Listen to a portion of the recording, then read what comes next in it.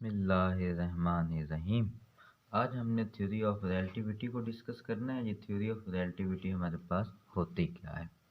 अब हमारे पास दो तरह की थ्योरीज हैं। उसमें हमारे पास एक जनरल रिलेटिविटी की थ्योरी है, एक स्पेशल रिलेटिविटी की थ्योरी है। जो जनरल रिलेटिविटी है वो हमारे पास थ्योरी जो है वो 1916 में जो है वो मिली हमें। और जो हमारे पास स्पेशल थ्योरी है, स्पेशल थ्योरी ऑफ रिलेटिविटी, जिसे हम जो है वो एल्बर्ट आइंस्टाइन की मेन जो है वो कोऑर्डिनेशन कहते हैं फिजिक्स में, उसने हमें जो है वो 1905 में जो है वो दी।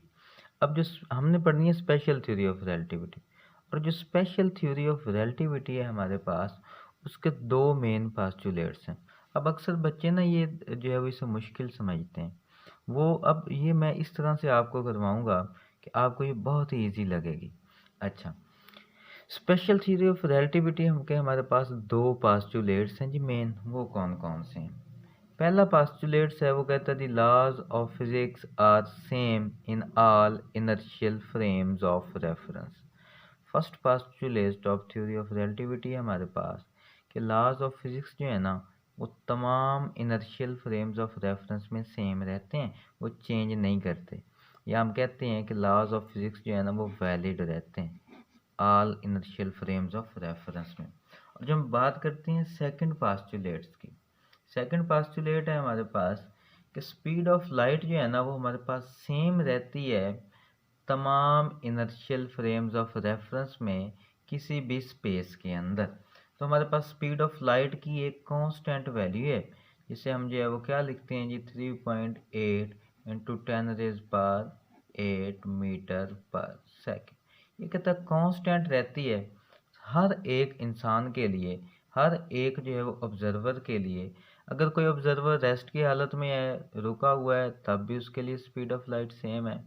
अगर कोई ऑब्जर्वर मूविंग फॉर्म में है और वो तब स्पीड ऑफ लाइट को देख रहा है, तब भी उसकी वैल्यू कांस्टेंट रहती है, वो तब भी हमारे पास जो है वो 3.8 इंटू 10⁸ मीटर पर सेकेंड रहती है। मतलब ये स्पीड ऑफ लाइट हमारे पास कांस्टेंट रहती है। अगर आप रेस्ट की हालत में हैं तब भी, आप मूविंग फॉर्म में हैं तब भी, इसकी वैल्यू कांस्टेंट रहनी है। आप बेशक आउटसाइड द अर्थ चले जाएं, इसकी वैल्यू चेंज नहीं होती, ये हमारे पास कांस्टेंट रहती है। अगर आप जो है कोई ऑब्जेक्ट जो है वो near to the speed of light भी मूव कर रहा है, अगर वो भी ऑब्जर्व करेगा स्पीड ऑफ लाइट को, तो उसके लिए भी उसकी वैल्यू ये कांस्टेंट रहती है, ये चेंज नहीं होती है। अब ये तो हमारे पास सेकंड पास्टुलेट है। अब इन दोनों पास्टुलेट्स में से फर्दर जिस चीज़ को हमने कंटिन्यू करना है, हमारे पास सेकंड पास्टुलेट है कि स्पीड ऑफ लाइट हमारे पास जो है वो कांस्टेंट रहती है। अब स्पेशल थ्योरी ऑफ रिलेटिविटी के इस पास्टुलेट को लेके ना हमारे पास तीन तरह के इसके रिजल्ट हैं।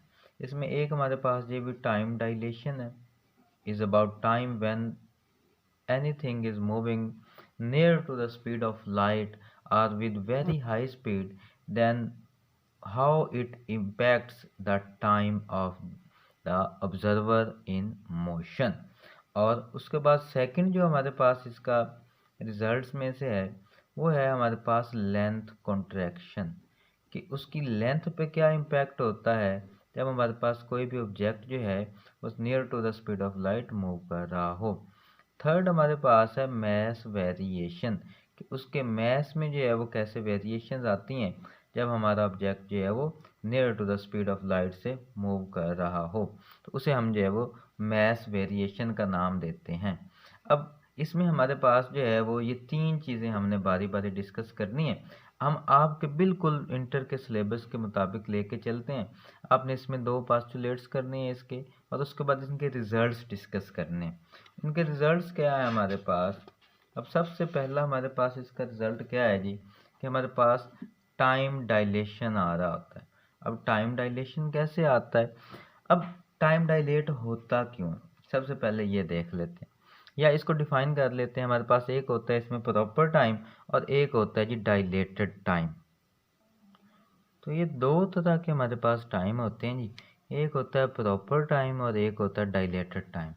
प्रॉपर टाइम क्या है? प्रॉपर टाइम हमारे पास वो टाइम है जो स्टैटिक ऑब्जर्वर जो है वो चेक करता है, या जो स्टैटिक ऑब्जर्वर को शो हो रहा होता है। वो हमारे पास कहलाता है जी प्रॉपर टाइम। और डायलेटेड टाइम क्या होता है? वो टाइम जो हमारे पास मूविंग ऑब्जर्वर जो है वो शो करता है, या मूविंग ऑब्जर्वर जो है वो कैलकुलेट करता है, उसे फील हो रहा होता है, वो हमारे पास कहलाता है जी डायलेटेड टाइम। तो ये दो टाइम होते हैं हमारे पास। प्रॉपर टाइम को हम जो है वो टी से डिनोट करते हैं, और डायलेटेड टाइम को टी नॉट से डिनोट करते हैं। और इसकी वैल्यू हमारे पास जो है, क्योंकि आपकी बुक में सिर्फ उसका फार्मूला है, डेरिवेशंस नहीं है, तो हम उसका फार्मूला ही करते हैं एज इट इज़। तो प्रॉपर टाइम हमारे पास इक्वल होता है T not dilated time over 1 - v² / c² के, जो कि लॉरेंट्ज़ फैक्टर है। इसे हम कहते हैं जी लॉरेंट्ज़ फैक्टर। और लॉरेंट्ज़ फैक्टर की हमारे पास जो है वो एक वैल्यू होती है, कांस्टेंट वैल्यू। वो कहता है लॉरेंट्ज़ फैक्टर जो है ना, वो हमेशा लेस देन 1 ही रहता है, उसकी वैल्यू जो है वो हमेशा 1 से कम ही रहती है। अब हम देखते हैं कि टाइम डायलेट होता क्यों है। आपको जो है वो कंसेप्ट देने के लिए टाइम डायलेट कैसे होता है, कि फ़र्ज़ करो हमारे पास एक स्पेस स्टेशन है, या एक जो है वो मूविंग हमारे पास जो है वो कह लो कि मूविंग कार है, उससे, और एक हमारे पास ऑब्जर्वर है जो कि अर्थ पे मौजूद है, और ये किसी भी जो है वो हाइट पे रिवॉल्व कर रहा है। तो अब यहाँ से जैसे ही हमारे पास जो है वो, अगर मैं कहता हूँ फ़र्ज़ करो यहाँ पे कोई ऑब्जर्वर है, यहाँ पे ऑब्जर्वर, और ये मूव कर रहा है। अब ऑब्जर्वर जब लाइट जो है वो डाउनवर्ड जो है वो फॉल करवाएगा, अब ऑब्जर्वर के हिसाब से जो है ये जो है वो रेस्ट की हालत में है, और इस ऑब्जर्वर के हिसाब से ये स्पेस स्टेशन वाला आदमी जो है, या मूविंग कार वाला, फ्लाइंग कार वाला आदमी जो है, वो हमारे पास जो है मोशन की हालत में। लेकिन इस ऑब्जर्वर के हिसाब से देखें तो इस ऑब्जर्वर के हिसाब से हमारे पास ये मोशन में है, और ये रेस्ट की हालत में है। और इस ऑब्जर्वर के हिसाब से ये ऑब्जर्वर रेस्ट की हालत में है, और ये मोशन में है।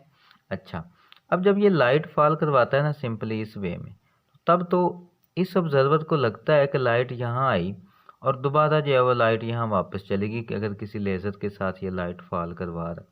लेकिन अगर यही जो है हमारे पास, हमारी जो कह लो कि मूविंग कार जिसे हमने कहा है, मैं कहता हूँ कि वो जो है ना, वो इसी तरह जो है वो ट्रैवल करती जा रही है, और डाउनवर्ड जो है वो इस ऑब्जर्वर को जो है वो लाइट नज़र आ रही है।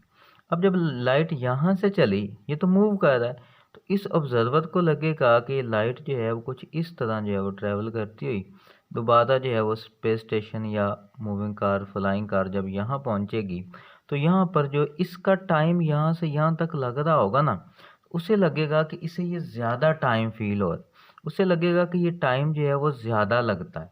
इस तरह जो है वो इसमें टाइम में जो है वो डायलेशन आ जाती है, टाइम जो है वो ज़्यादा लग रहा होता है।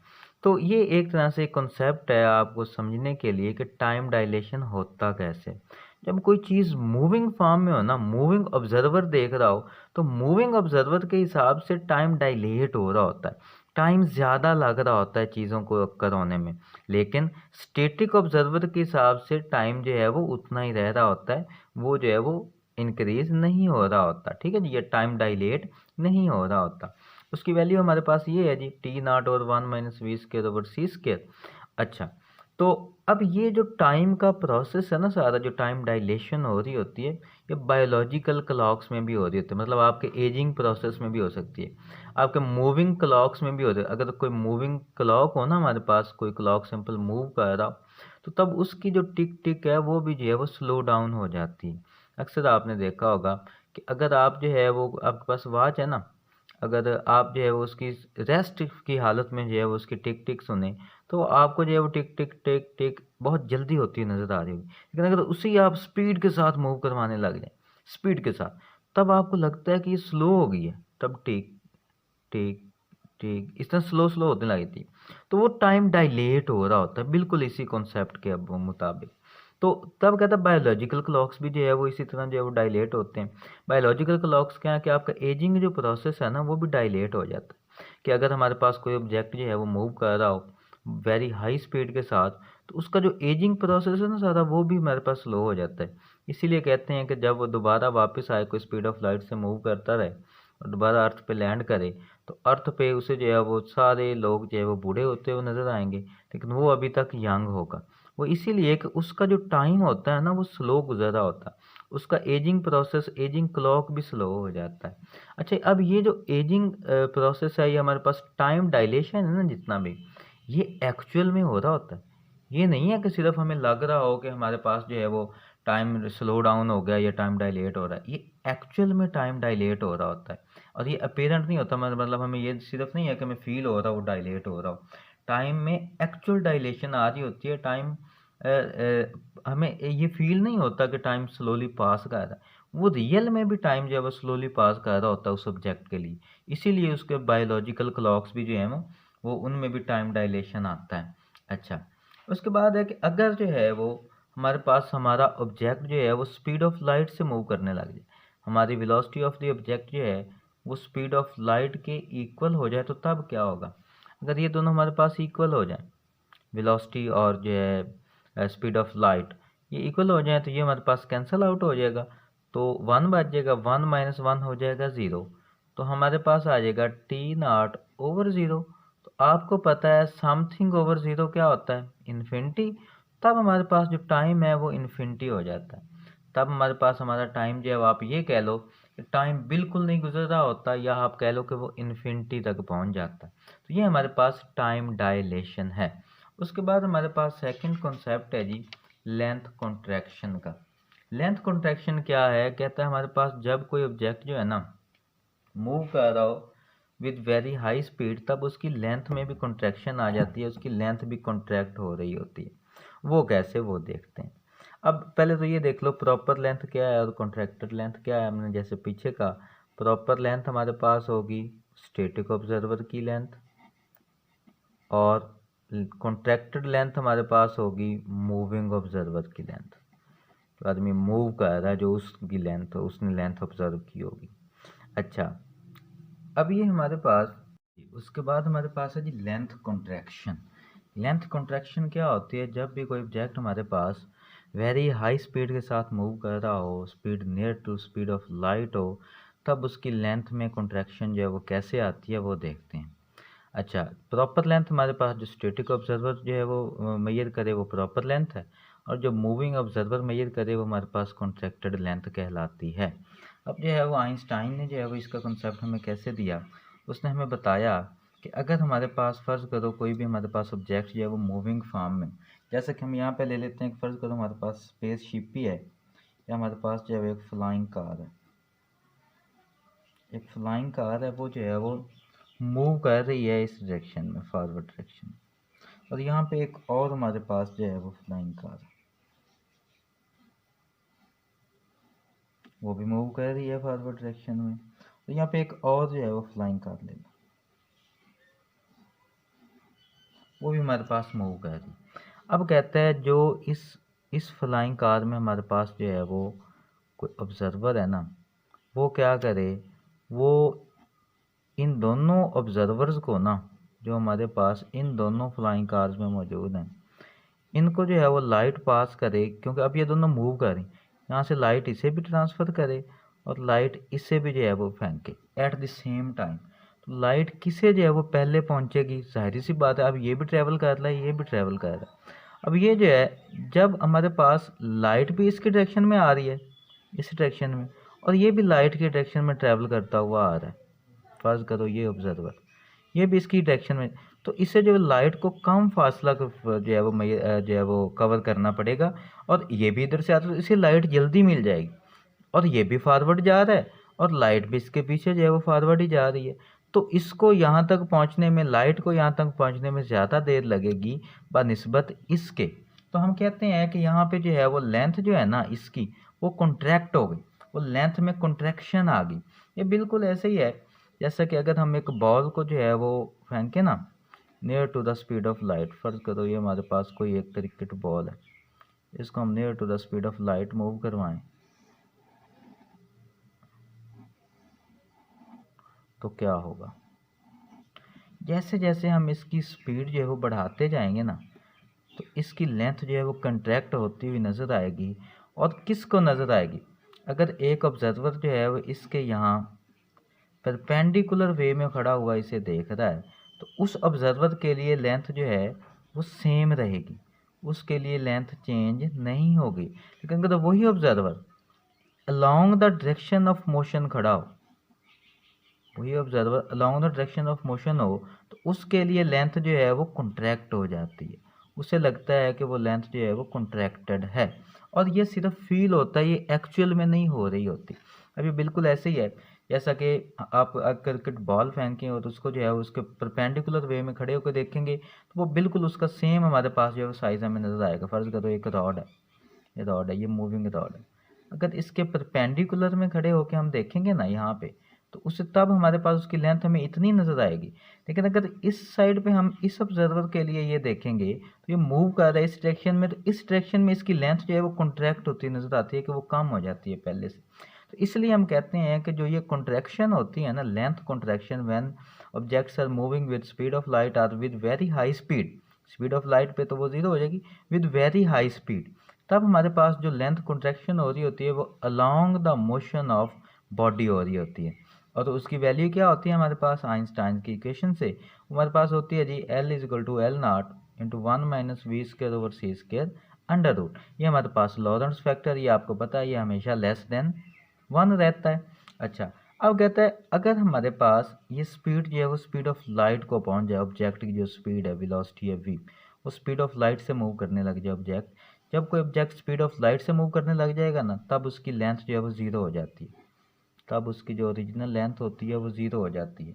मतलब जी अगर ये बॉल जो है इसको स्पीड ऑफ लाइट से मूव करवाने लग जाएं, तो इसकी लेंथ बिल्कुल ज़ीरो हो जाती है और ये एक वेव बन जाती है, तब ये एज अ वेव एक्ट करती है। ये वही हमारे पास जो है वेव पार्टिकल डुअलिटी वाला कॉन्सेप्ट आ जाएगा, जो आगे चल के हमने डिस्कस करना है। जब वो स्पीड ऑफ लाइट से मूव करेगा ना, या हमारे पास कोई ऑब्जेक्ट बहुत ही हाई स्पीड से मूव करता है, तब हम उसकी जो वेव को जो है वो ऑब्जर्व करते हैं। ठीक है, ये आगे चल के कॉन्सेप्ट है हमारे पास।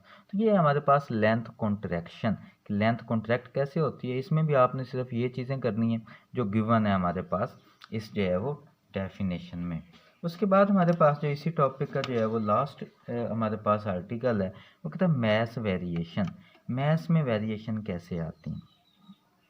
अब प्रॉपर मैस हमें पता है, mass of the rest observer या mass observed by the rest observer, और relativistic mass is the mass observed by a observer in motion, जो मोशन में होगा उसने जो ऑब्जर्व किया वो रिलेटिविस्टिक मैस। अब उसकी हमारे पास वैल्यू क्या होती है आइंस्टाइन इक्वेशन से, वो हमारे पास है जी m जो है हमारे पास proper mass m0 relativistic mass over 1 - v²/c² Lorentz factor इसके इक्वल होता है। अब ये हमारे पास क्लासिकल और मॉडर्न दोनों में हमारे पास जो है वो इसका कॉन्सेप्ट है। क्लासिकल में जब हम मैथ्स लेते हैं तब हमारे पास होता है सिंपल मैथ्स, तब मैथ्स में वेरिएशन नहीं आ रही होती। लेकिन जब हम मॉडर्न फिजिक्स की बात करते हैं तो मॉडर्न फिजिक्स में मैथ्स वेरी करता है, क्योंकि मॉडर्न हमारे पास जो है वो माइक्रो है। तो माइक्रो लेवल पे जब पार्टिकल जो है वो ट्रेवल करते हैं विद वेरी हाई स्पीड, तब उनके मैथ्स में वेरिएशन आती है। मैथ्स में कैसी वेरिएशन आती है कि जब वो बहुत ज़्यादा स्पीड के साथ मूव करता है, उस पर फोर्स लग रही होती है ना, फोर्स लगती है और वो मैथ्स बहुत ज़्यादा स्पीड के साथ मूव करने लग जाता है। अब ये जो फोर्स है ना इस मैथ्स पर लग रही है, जब इस मैस पर फोर्स लग रही है तो हम एनर्जी लगा रहे हैं, ये एनर्जी भी इस मैस में ऐड हो जाती है और ये मैस हमारा जो है वो बढ़ जाता है, मैस में इंक्रीमेंट आ जाता है, इंक्रीज हो जाता है पहले से। ये कॉन्सेप्ट है हमारे पास मैस वेरिएशन का, कि मैस जो है वो जब बहुत ज़्यादा स्पीड के साथ मूव करता है विद वेरी हाई स्पीड, तब उस वो जो है वो एनर्जी बन जाता है हमारे पास, या वो मैस जो है वो एनर्जी में कन्वर्ट हो जाता है, या किसी चीज़ को हम किसी मैस को एनर्जी प्रोवाइड करें और वो मूव करने लग जाए विद वेरी हाई स्पीड, तो उसका मैस भी हमारे पास जो है वो बढ़ जाता है, उसमें इंक्रीमेंट आ जाता है। अब ये कॉन्सेप्ट कैसे है कि हमारे पास फोर्स जो है rate of change of momentum होती है, तो वहाँ से मोमेंटम हमारे पास एम डेल वी होता है। मतलब क्या है, ये क्वांटिटी रहनी है कांस्टेंट, मोमेंटम रहना है कांस्टेंट, वो चेंज नहीं होना। अब जब स्पीड बढ़ रही है हमारे पास डेल वी, स्पीड को हम बढ़ाते चले जा रहे हैं, इंक्रीज करते चले जा रहे हैं, तब क्या हो रहा है उसका मैस कांस्टेंट रह रहा है। ठीक है जी, स्पीड जो है वो इंक्रीज होती चली जा रही है, तो उसके मैस में थोड़ी सी जो है वो कमी होती जा रही है। ठीक है, स्पीड बढ़ी मैस कम हुआ तो उसमें इंक्रीमेंट होता। अब कहता है स्पीड को एक मैक्सिमम लिमिट तक हम बढ़ा सकते हैं, उसके बाद स्पीड को तो हम नहीं बढ़ा सकते। फिर हम क्या करते हैं, स्पीड मैक्सिमम लिमिट, फिर हम मैस में चेंजेस लाते हैं, फिर मैस चेंज होता है, फिर जो है वो मैस में चेंज आता है और स्पीड हमारे पास कांस्टेंट रहती है। इस तरह से उसकी total energy per unit time, total momentum per unit time जो है वो कांस्टेंट रहता है with respect to force. Force हम बढ़ाते चले जा रहे हैं, ठीक है, स्पीड कांस्टेंट होगी। तो अब हमें क्या करना पड़ेगा, इसे कांस्टेंट रखने के लिए उसका मैस बढ़ाना पड़ेगा, ठीक है, फोर्स बढ़ा दें, मैस बढ़ाना पड़ेगा। तो इस तरह से हमारे पास मैस में जो है वो इंक्रीमेंट आ रहा होता है। तो हम यहाँ से एक ही टर्म जो है वो एक ही टर्म में इस पूरे टॉपिक को हम जो है वो डिफाइन करते हैं कि मूविंग मैस गेट्स हैवियर।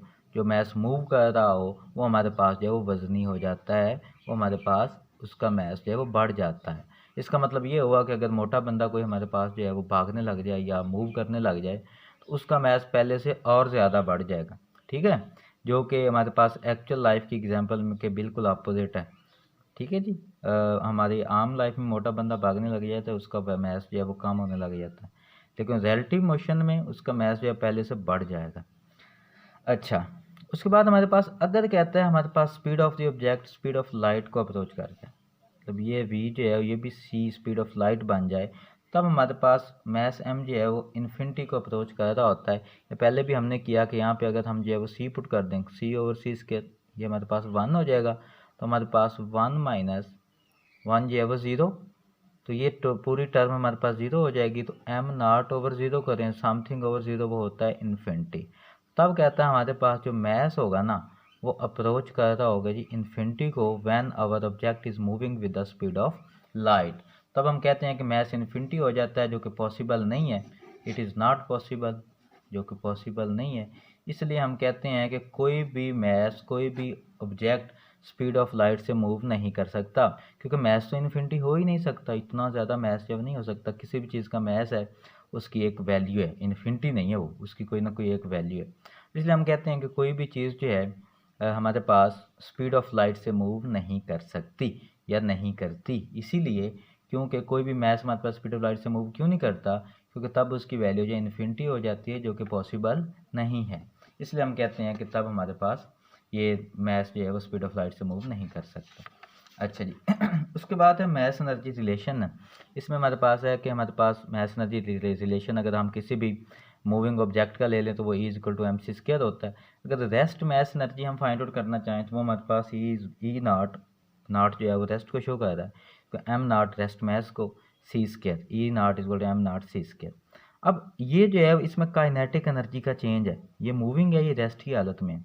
इस पर काइनेटिक एनर्जी का चेंज हम कैसे लेंगे, मूविंग माइनस रेस्ट की हालत में।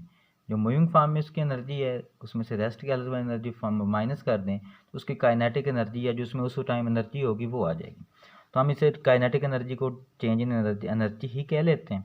तो यहाँ से सी स्क्वायर कॉमन ले लें तो एम माइनस एम नाट आ जाएगा, और एम माइनस एम नाट यही चेंज इन मैस है। तो तब हमारे पास चेंज इन मैस आ जाएगा, change in energy over C square. इसका क्या मतलब है, इसका ये मतलब है small amount of change in mass will cause a great change in its energy। इसका अंदाज़ा आप इस तरह लगा सकते हैं कि जो हमारे पास 1 किलोग्राम मैस होता है ना उसमें 9 इंटू 10⁻16 जाउल एनर्जी होती है। ये इतनी ज़्यादा एनर्जी है कि आपके डिफरेंट सिटीज़ को, नंबर ऑफ सिटीज़ को with in a single minute जो है वो सिंगल सेकंड जो है वो तबाह कर सकती है। तो आप खुद ही अंदाज़ा लगा लें कि फिर जो है वो एक 50 किलो या 40 किलो के आदमी में जो है वो कितनी एनर्जी होती है, तो कितना जो है वो अपनी एनर्जी को यूज़ कर सकता है। उसके बाद हमारे पास लास्ट इसकी एप्लीकेशन है जिसे हम नैव स्टार कहते हैं। नैव स्टार क्या है, ये हमारे पास नेविगेशन है। नेविगेशन किसे कहते हैं, जिसमें हम लोकेशन फाइंड आउट करते हैं किसी भी ऑब्जेक्ट की, किसी भी चीज़ की। नेविगेशन ऑफ सैटेलाइट, इसमें सैटेलाइट्स जो है वो नेविगेट करते हैं, चीज़ों को लोकेट करते हैं थ्रू किससे जी, थ्रू टाइम एंड रेंज या through timing and ranging, through timing and ranging. इससे कहते हैं हम किसी भी ऑब्जेक्ट की ना अब जो है वो 2 सेंटीमीटर तक जो है वो मिनिमम उसका जो डिस्टेंस जो है ना वो फाइंड कर सकते हैं, उसे लोकेट कर सकते हैं। मतलब अर्थ पे हमारे पास कोई भी आदमी कोई भी चीज़ जिस पॉइंट पे मौजूद होगी ना हम इजीली सैटेलाइट के थ्रू जो है वो उसे ऑब्ज़र्व कर सकते हैं। यहाँ से हम उसे लोकेट कर सकते हैं कि वो किस पॉइंट पे मौजूद है, या हमारा जीपीएस सिस्टम जो है हमारे पास, जनरल पोजीशनिंग सिस्टम जो है हमारे पास, वो भी जिससे हमारा लोकेशन हमें पता चलती है जो आपके गूगल से, तो वो भी हमारे पास यही सिस्टम होता है जो पिन किया होता है। तो ये सारा हमारे पास जो है वो NAVSTAR navigation through navigation of satellite through timing and ranging से जो है वो हो रहा होता है। इसमें आपने बिल्कुल कुछ नहीं करना, कॉन्सेप्ट लेना है और इंटर में जो जो चीज़ें मैंने आपको जो है वो यहाँ पे लिख के बताई हैं वो चीज़ें आपने वहाँ पे लिखनी है, तो आपको जो है वो फुल मार्क्स मिल जाते हैं। नेक्स्ट टाइम के लिए जी अल्लाह हाफिज़। चैनल को सब्सक्राइब ज़रूर करिएगा। बहुत शुक्रिया।